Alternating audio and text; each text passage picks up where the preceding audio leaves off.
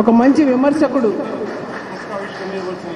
ఒక మంచి ఇప్పుడు పుస్తకావిష్కరణ సభ జరగబోతుంది మనిషి.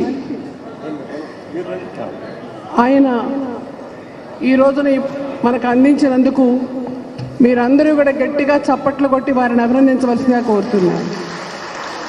నాకు హెల్త్ అంతా బాగాలేదు, కొంచెం వణుకొస్తా ఉంది.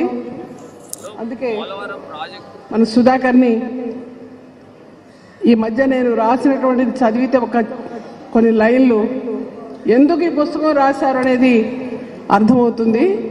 అది ఈ మధ్య ఒక ఆంధ్రజ్యోతి పత్రికలో కూడా ఎడిటోరియల్ పేజీలో కూడా వచ్చింది. అది సుధాకర్ గారిని చదవమని కోరుతున్నాను.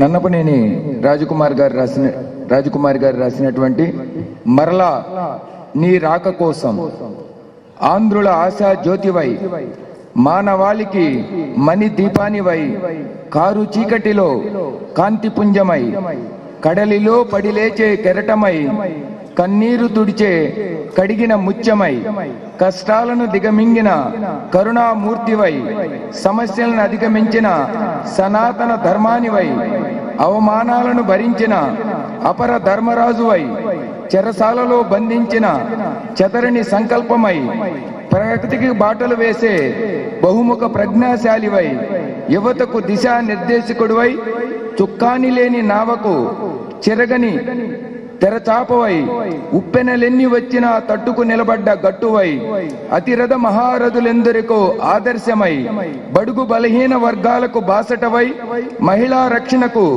మహిమాన్విత కవచమై, యువతకు దారి చూపే దిక్సూచివై, నిరుద్యోగ సమస్య పరిష్కారానికి నిరంతర శ్రామికుడివై, భావితరాలకు బాటలు వేసే దార్శనికుడివై, పరితపించే ప్రజానికానికి వెలుగు దీవిటివై, రాష్ట్రానికి రక్షకుడివై, అందరి మదిలో మెలిగే నాయకుడా, ఎప్పుడు మా ముందుంటావోనని ఎదురు చూస్తున్నారు ఎందరెందరో.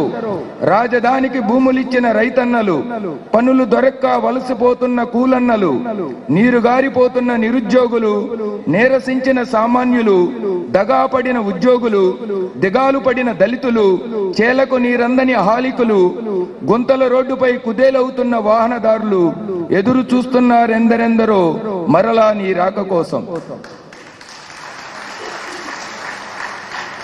ఇట్లో నన్నపనేని రాజకుమారి. మరొకసారి విక్రమ్ గారికి శుభాకాంక్షలు. జడ్జి గారు అంత దూరం నుంచి ఇక్కడికి వచ్చినందుకు గోపాల్ గౌడ్ గారికి ధన్యవాదాలు. చంద్రబాబు గారి పట్ల మీకున్నటువంటి ప్రేమ అభిమానాలు, అలాగే మా టీడీ జనార్దన్ గారు, ఎన్టీఆర్ గారి గురించి కూడా ఈ మధ్య బ్రహ్మాండమైనటువంటి వారి జీవిత చరిత్రను కూడా ఆవిష్కరించడం జరిగింది. మరి ఈ రోజును కూడా మళ్ళీ ఇది ఉన్నతమైనటువంటి ఈ బుక్ను అందరూ చదివి ఆలోచన చేయాలి, ఆచరణలో పెట్టాలని కోరుకుంటూ సెలవు తీసుకుంటాం. నమస్కారం.